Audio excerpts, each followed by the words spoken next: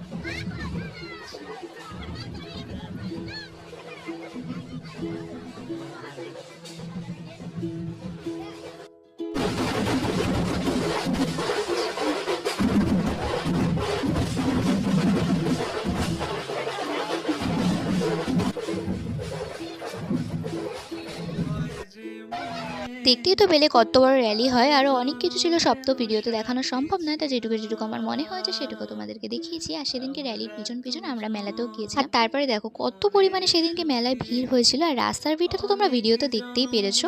আর বাণীপুর মেলা জানো তো আমার বাড়ির একদম কাছে। আর তোমরা হয়তো এটাও জানো, পশ্চিমবঙ্গের দ্বিতীয় বৃহত্তম মেলা কিন্তু আমাদের বাণীপুর লোক উৎসব। আর তারপরে দেখো মেলা সেদিন থেকে শুরু হয়েছে বলেই বাণীপুরের একটা পতাকা উত্তোলন করা হলো। তারপরে একটা ব্যাগ কিনে বাদাম খেতে খেতে বাড়ি চলে আসলাম। আজকে ভিডিওটাই পর্যন্ত। তো টাটা।